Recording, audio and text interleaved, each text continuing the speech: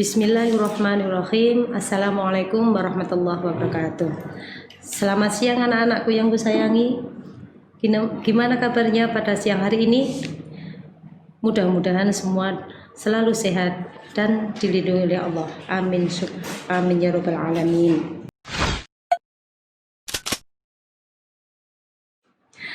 Anak-anak yang aku sayangi, di sini Bu Eni ingin melanjutkan pelajaran fikih yang kemarin. Anak-anak masih ingat nggak kemarin belajar apa fikihnya? Yang kemarin adalah tentang syarat wajib sholat, syarat sahnya sholat, dan pengertian sholat menurut bahasa maupun istilah. Dan sekarang mari anak-anak dibuka pada pelajaran fikih pertama halaman 4, yaitu kita pelajari tentang rukun sholat. Rukun sholat adalah segala sesuatu yang harus dilakukan atau dikerjakan pada waktu kita sedang mengerjakan sholat. Ya, saya ulangi lagi. Rukun sholat adalah segala sesuatu yang harus dilakukan atau dikerjakan pada waktu kita sedang mengerjakan sholat. Anak-anak masih ingat? Rukun sholat itu ada berapa coba? Rukun sholat ada 13. Yang pertama, rukun sholat itu adalah apa coba? Anak-anak masih ingat enggak? Yang pertama adalah berdiri tegak. Maksudnya berdiri tegak bagi yang mampu. Jika seseorang itu tidak bisa berdiri dengan tegak, maka boleh kita diberi keringanan oleh Allah untuk mengerjakan sholat dengan cara duduk. Kalau duduk dengan tidak bisa, maka bisa sholat dengan terlentang. Bukan tidur, tapi terlentang. Kemudian yang kedua, rukun sholat yang kedua adalah membaca niat. Nah, nanti niat itu akan disampaikan pada pelajaran sholat. Di sini anak-anak tahu enggak? Niat itu boleh diucapkan di dalam hati maupun langsung diucapkan. Kemudian untuk yang ketiga adalah takbiratul ihram. Takbiratul ihram adalah takbir yang pertama hanya dibaca pada rakaat pertama saja. Takbiratul ihram itu yaitu mengangkat kedua tangan. Kemudian yang nomor 4 adalah membaca surah Al-Fatihah. Membaca surah Al-Fatihah pada sholat itu hukumnya wajib dan dibaca pada tiap-tiap rakaat. Jika seseorang tidak membaca surah Al-Fatihah pada sholat, maka sholatnya tidak akan sah. Kemudian yang kelima adalah ruku'. Ruku' itu adalah apa? Ruku' adalah membungkukkan badan dan kedua tangannya memegang kedua lutut. Itu yang disebut dengan ruku'. Kemudian rukun sholat yang keenam adalah i'tidal. I'tidal adalah bangun dari ruku'. Kemudian nomor 7 adalah sujud 2 kali. Yang ke-8 duduk di antara 2 sujud. Yang ke-9 adalah duduk tasyahud akhir. Nomor 10 adalah membaca bacaan tasyahud akhir. Yang nomor 11 adalah membaca sholawat atas Nabi Muhammad Shallallahu Alaihi Wasallam.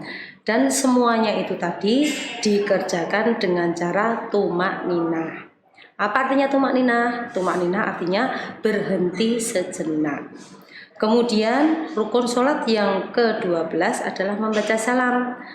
Salam pertama menengok ke arah kanan dan salam yang kedua adalah menengok ke arah kiri. Inilah akhir daripada sholat atau kegiatan sholat. Untuk yang ke-13 atau yang terakhir adalah tertib. Apa artinya tertib anak-anak? Tertib adalah berurutan.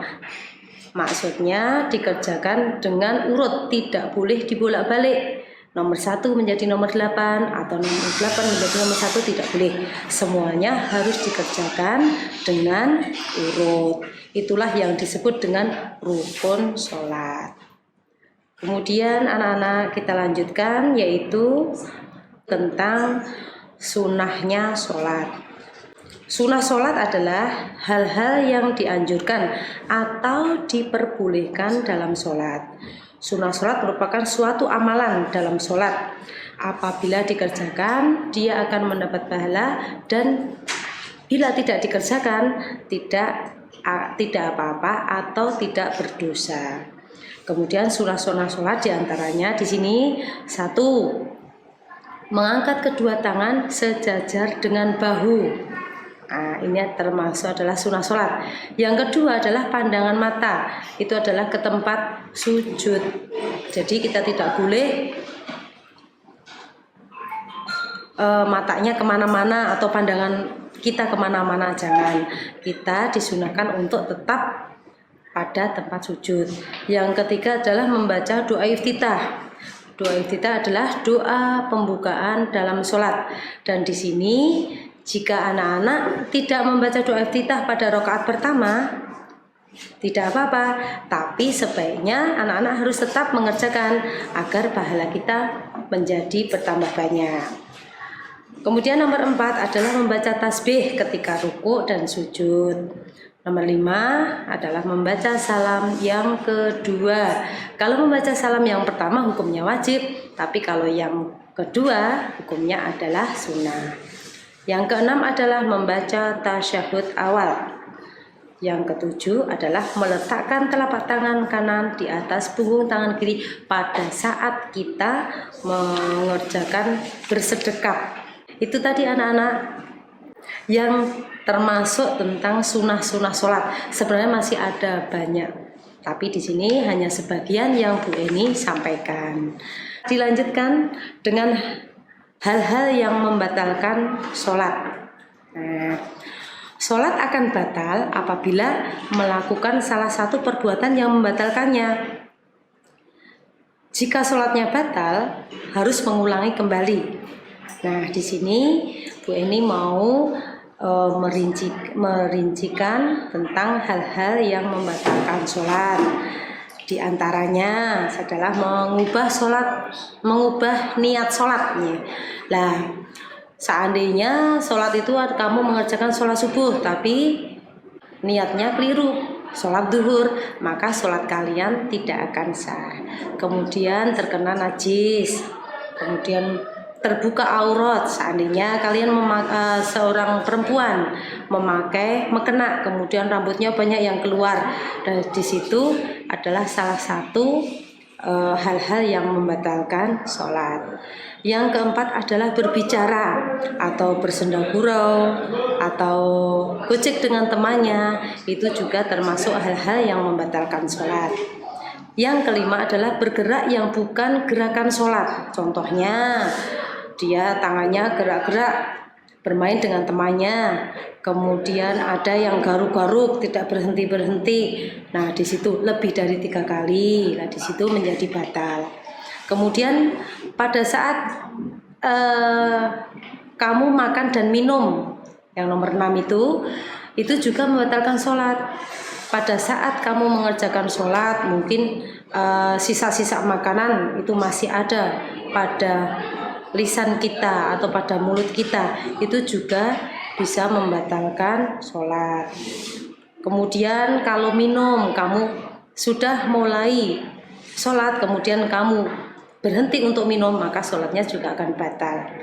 Kemudian nomor 7 yaitu mendahului gerakan imam. Maka jangan sampai anak-anak, biasanya anak-anak yang di masjid banyak yang suka mendahului gerakan imam.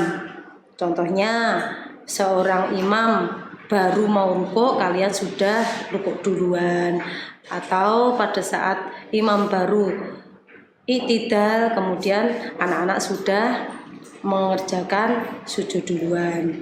Itu mengakibatkan sholat kita batal. Yang ke-8 adalah berhadas besar dan hadas kecil.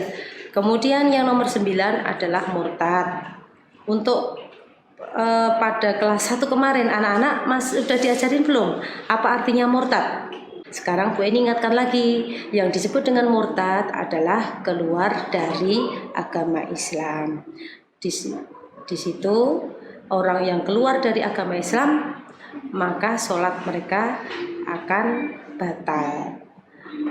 Demikianlah tadi anak-anakku yang kusayangi, pelajaran pada siang hari ini kita akhiri dulu, dan mudah-mudahan anak-anak bisa menerima apa yang telah dijelaskan oleh Bu Eni tadi.